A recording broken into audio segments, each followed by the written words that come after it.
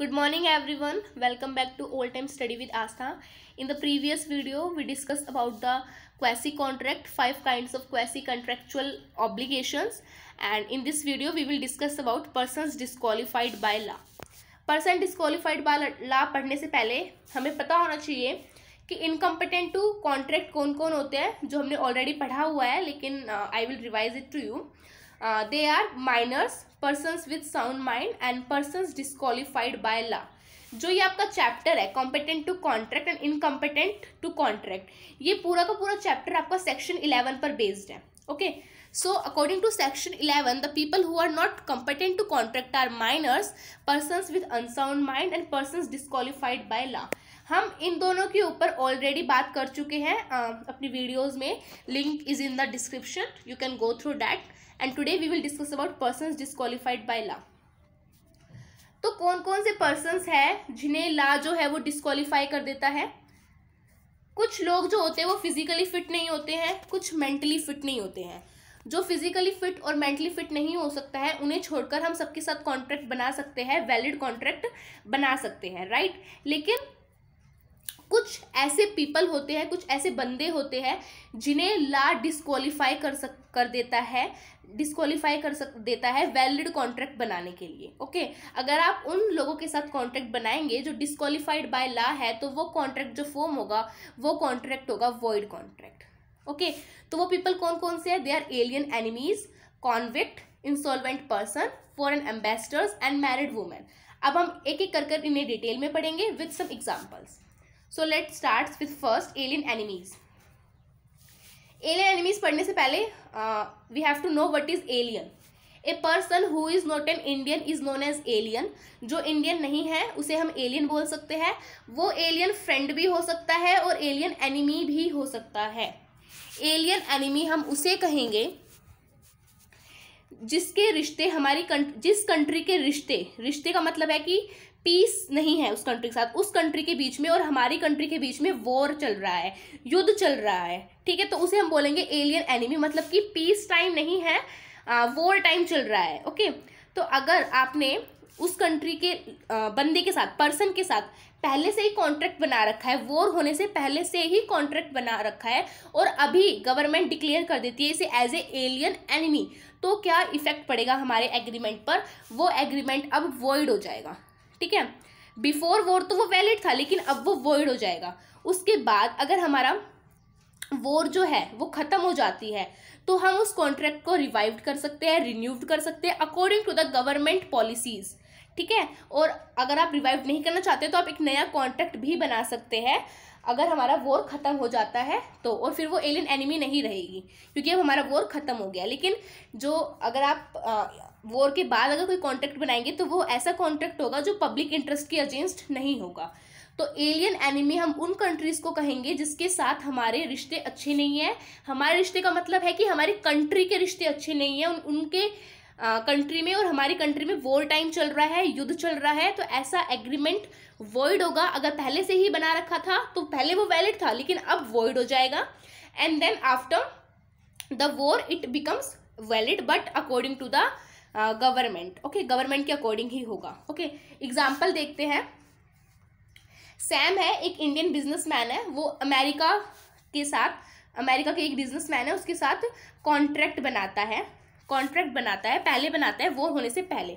Okay, लेकिन उससे पहले वो एग्जीक्यूट करे अपने कॉन्ट्रैक्ट को, अमेरिका जो है वो इंडिया को अटैक कर देता है. तो इसमें जो है अमेरिका जो है वो इंडिया के लिए एलियन एनिमी हो गई, राइट, एलियन एनिमी हो गई. तो जो वो कॉन्ट्रैक्ट है इन दोनों के बीच में वो वॉइड कॉन्ट्रैक्ट होगा. अब वो बिजनेस एसोसिएट्स नहीं है, अब वो एलियन एनिमीज बन गए हैं. ओके, तो इन दोनों के बीच में जो कॉन्ट्रैक्ट होगा वो वैलिड कॉन्ट्रैक्ट होगा. और जब इन दोनों के कंट्री के बीच में वॉर खत्म हो जाता है, उसके बाद अगर ये कॉन्ट्रैक्ट को रिन्यू करना चाहते हैं या न्यू कॉन्ट्रैक्ट बनाना चाहते हैं तो वो इन दोनों के ऊपर डिपेंड है. ओके, वॉर होने से पहले कॉन्ट्रैक्ट वैलिड था, लेकिन वॉर हुई तो कॉन्ट्रैक्ट वॉइड हो गया.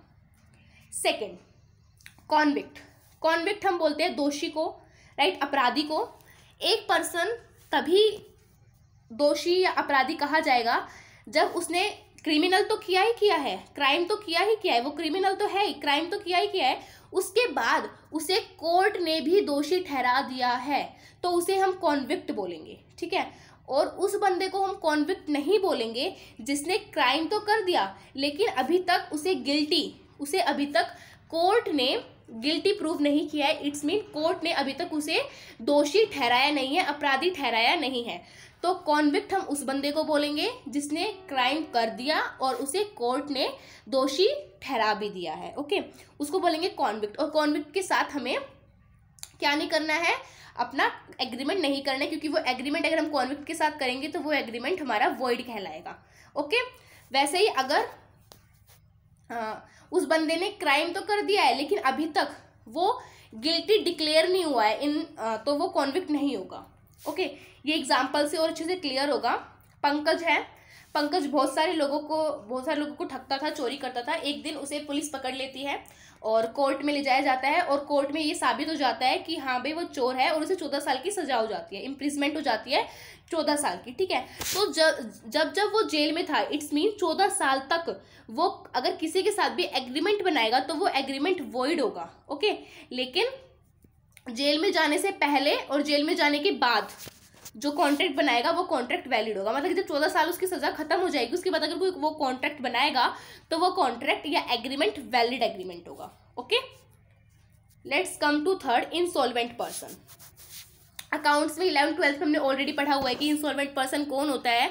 जो कोर्ट जो है वो उन पर्सन को इंसॉल्वेंट डिक्लेयर कर देती है जो अपनी लाइबिलिटीज डिस्चार्ज नहीं कर पाती है, जिनके डेप्ट्स जो है वो एसेट्स से ज़्यादा हो जाते हैं और क्रेडिटर्स को पेमेंट नहीं कर पाते हैं, उन्हें हम बोलते हैं इंसॉल्वेंट पर्सन। हमने ये already 11th and 12th class में अकाउंट्स में पढ़ा हुआ है, ओके।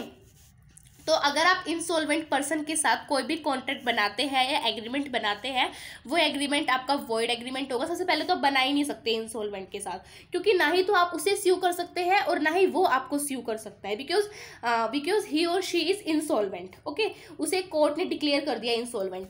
आप उसके साथ तब तक कॉन्ट्रैक्ट नहीं बना सकते, एग्रीमेंट नहीं बना सकते, तब तक वो इंसॉल्वेंट है। लेकिन बाद में जब कोर्ट उसे डिस्चार्ज कर देती है फ्रॉम हिज इंसॉल्वेंसी, तब आप उसके साथ एक वैलिड कॉन्ट्रैक्ट बना सकते हैं। Example of this is, Rakesh अपने क्रेडिटर्स को पेमेंट नहीं कर पाता है, इसलिए जो क्रेडिटर्स है उसे स्यू कर देते हैं। बाद में कोर्ट राकेश को इंसॉल्वेंट प्रूव कर देते हैं। इसका रिजल्ट क्या हुआ कि अब वो इनकम्पिटेंट टू कॉन्ट्रैक्ट, किसी के साथ भी कॉन्ट्रैक्ट नहीं कर सकता है, ओके। और अगर वो डिस्चार्ज हो जाता है अपनी इंसॉल्वेंसी से तो उसके बाद वो वैलिड कॉन्ट्रैक्ट बना सकता है।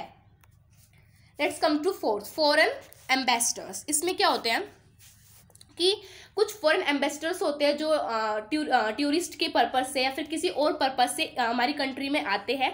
उनके पास है ना कुछ राइट्स होते हैं। वो राइट क्या होता है कि वो इंडियन सिटीजन को तो स्यू कर सकते हैं, हमारे ऊपर मुकदमा कर सकते हैं, लेकिन हम उनको स्यू नहीं कर सकते। इसलिए ये बेटर है कि हम उनके साथ कॉन्ट्रैक्ट ही ना करें, एग्रीमेंट ही ना करें। तो इन्हें भी डिस्क्वालीफाइड बाय लॉ कर दिया गया है। जैसे फॉर एग्जाम्पल, सैम एक कैनेडियन एम्बेसडर है जो इंडिया में आया। उसने क्या किया, उसने एक मोटरसाइकिल वाले को हिट कर दिया, ठीक है। लेकिन वो फॉरेन एम्बेसडर था, राइट। तो उसे हम स्यू नहीं कर सकते, उसे इंडियन कोर्ट में नहीं ले जाया जाएगा, because he is foreign ambassador, right. तो ये अच्छा है कि हम उसके साथ एग्रीमेंट या कॉन्ट्रैक्ट करें ही नहीं, क्योंकि वो हमें स्यू कर सकता है लेकिन हम उसे स्यू नहीं कर सकते, ओके।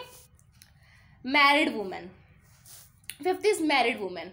इसमें सिंपल सी एक बात है कि अगर मैरिड वुमेन अपनी प्रॉपर्टी के साथ, जो उसकी पर्सनल प्रॉपर्टी है, उसके साथ अगर कॉन्ट्रैक्ट बनाना चाह रही है, एग्रीमेंट बनाना चाह रही है, तो वो कॉम्पिटेंट टू कॉन्ट्रैक्ट बना सकती है, ठीक है। लेकिन अगर वो अपने हस्बैंड की प्रॉपर्टी के साथ एग्रीमेंट में आ रही है तो वो इनकम्पिटेंट टू कॉन्ट्रैक्ट है, डिस्क्वालीफाइड बाय लॉ है, ओके।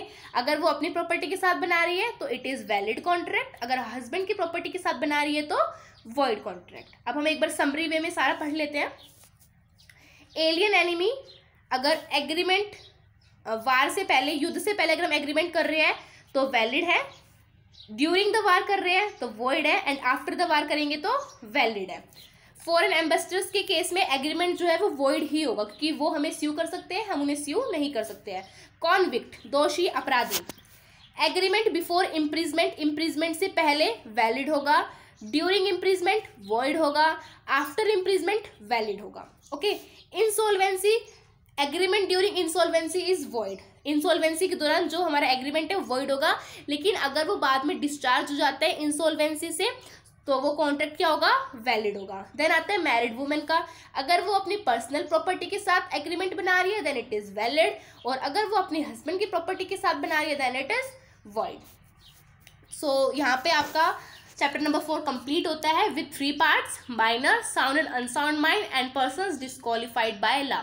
आई होप आपको ये वाला चैप्टर चीज समझ में आया होगा, ये वाला वीडियो चीज समझ में आया होगा।